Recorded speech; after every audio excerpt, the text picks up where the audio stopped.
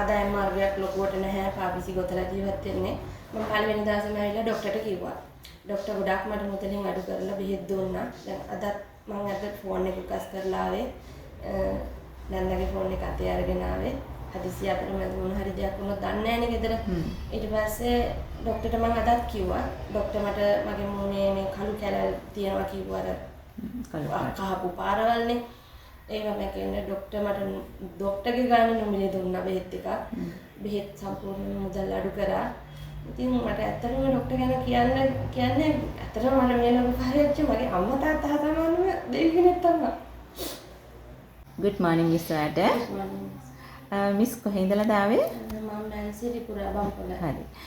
වයස කීයක් වගේද? 39ක් වෙනවා. 39ක්. හරි. මිස්ට තිබුණේ ටීනියා කියන අසනීප. ඔව් ටීනියා. කොච්චර කල්ද? දැන් අවුරුදු දෙකමාරක් විතර. දෙකමාරක් විතර. හරි.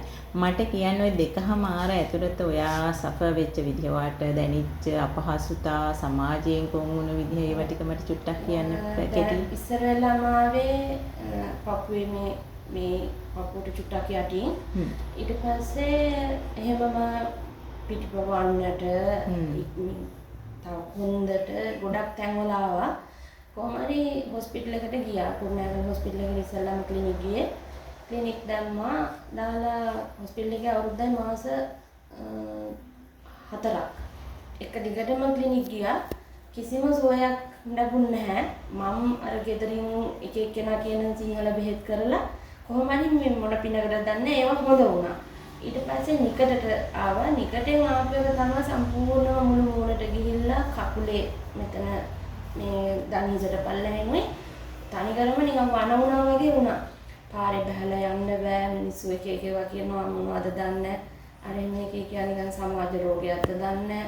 ළමයාට පන්තියේ බලු රෝගය එයාගේ අම්මට බලු රෝගේ තියෙන්නේ කියනවා කොන් කරනවා. ළමයා ඉස්කෝලේ යන්න කැමති නෑ. මානසිකව වැටෙනවා. ගොඩක් මානසිකව වැටුණා. මම හිතන්නේ ජීවිතේ නැති කරගන්න කියන ආරංචියක්. ඊට පස්සේ තමයි ඔළුව හිටන් විකාර වුණා. يعني මානසිකවම වැටුණා, උඩරිමම වැටුණා. ඒ අතරතුර ඔයා ඔයා ට්‍රීට්මන්ට් කරා. සෑහෙන මුදලක් වියදම් වුණා. සම්පකාර හොස්පිටල් එකෙන් ආවින්නේ සෙන්සරනේ. පුළුවන් විදියට මේවා කරා. හරි විශේෂඥ වෛද්‍යවරුන්ගෙන් බෙහෙත් අරන් තියෙනවා. හරි. අපේ ආයතනය ගැන දැනගත්තේ කොහොමද? ආන්‍ය හෙල්ත් එක. ඔව් අපේ මාසිනා එයා FB එකේ මට දාලා තිබ්බා මෙන්න මේම බලන්න පොඩ්ඩක් කියලා. ඊට පස්සේ මම බැලුවා Facebook එකේ බලපුවාම ලොකු අර පොඩි කෙටි විස්තර ටිකක් තියෙන. ඊට පස්සේ YouTube එකේ ડોක්ටර්ගේ නම ගහලා සර්ච් කරලා බලනකොට ලොකු විස්තර ටිකක් තිබ්බා. ඊට පස්සේ මන්දිනා ළමයි කිව්වේ ගිහින් බලමු මොකක් හරි කියලා. ඊට පස්සේ මම අපේ අම්මට කතා කරලා අම්මට කිව්වහම අම්මත් කිව්වා ගිහින් බලන්න කියලා. ආවා ડોක්ටර් හම්බුණා. ගිය පස්වෙනි මාසේ 19 ආවේ. 20 21 22 විතර වෙනකොට සම්පූර්ණයෙන්ම මේ මූණේ තිබිච්චි අර කැදිලි ඇවිල්ලා තිබ්බනේ. රතු කරලා කළු වෙලා ඒක මැකිලාම ගියා. දීපු සබන් ඒ බෙහෙත් ඔක්කොම කියපු විදිහටම මේවා කරලා මැකිලාම ගියා.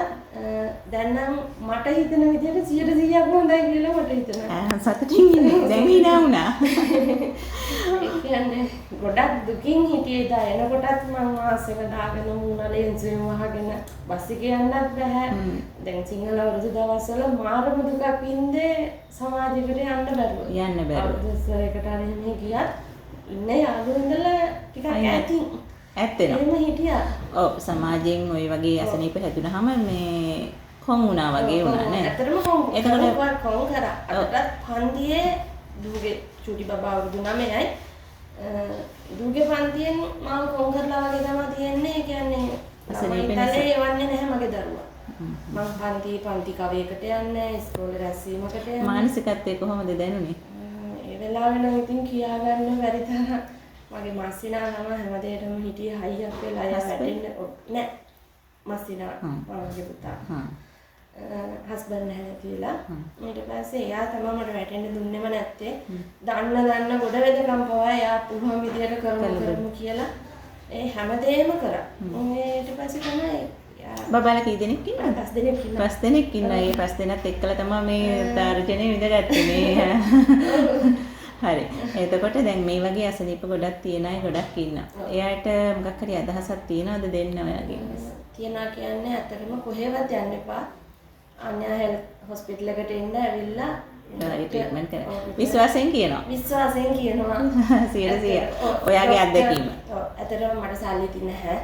ඒ කියන්නේ ආදායම් මාර්ගයක් ලොකුවට නැහැ. පාපිසි ගොතලා ජීවත් වෙන්නේ. මම පළවෙනි දවසේම ඇවිල්ලා ડોක්ටර්ට කිව්වා.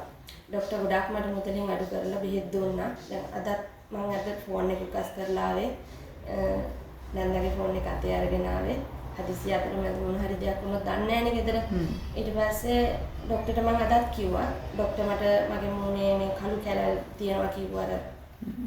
කහපු පාරවල්නේ. ඒක මම කියන්නේ ડોක්ටර් මට ડોක්ටර්ගේ ගානේ නොමිලේ දුන්නා බෙහෙත් එක. බෙහෙත් සම්පූර්ණ මුදල් අඩු කරා. ඉතින් මට ඇත්තටම ડોක්ටර් ගැන කියන්නේ ඇත්තටම මට මේ ලොකු පරිච්ඡ මගේ අම්මා තාත්තා සමානම දෙවි කෙනෙක් තමයි. ඔව් සංවේදීව කතා කරන්නේ අපේ වෛද්‍යතුමා ගැන ડોක්ටර් මිලින්දා බේකෝන්. ඔව් අදහස් ටික කියන්නේ මිස් වාට එන අදහස් ටික කියන්න. මම කියන්නේ කොහොම හරි කොහේ ඉන්න කෙනෙක් හරි කමන්නේ ඔය ලෙඩෙක් ඉන්නවනම් ඇවිල්ලා ડોක්ටර් හම්බෙලා ડોක්ටර්ට සල්ලි නෑ නම් සල්ලි නෑම කියලා කිව්වත් ડોක්ටර් බෙහෙත් දෙනවා. ඇවිල්ලා ડોක්ටර්ගෙන් හම්බෙලා බෙහෙත් ටික ගන්න කියලා. අම්මගේ අදහස් සංවේදීව ජීවිතේ එපා වෙලා හිටපු අවස්ථාවක තමා වෛද්‍යතුමාගේ ප්‍රතිකාර අරගෙන හොඳ වුණේ. ඔව්. හරි. අම්මට ගොඩක් ස්තුතියි මේ අදහස් දුන්නට. මේ දැන් නම් සුවයි. දැන් සුවයි. හරි. ස්තුතියි මිස්. මගේ ලොකු ආසාවක් තිබ්බා රට යන්න. මට ජීවත් වෙන්න නැති හින්දා. මං හිතනවා දැන් යන්න පුළුවන් නේ කියලා. දැන් සුවයි. ඔව් පුළුවන්. හරි මිස් හරි. ගොඩක් ස්තුතියි.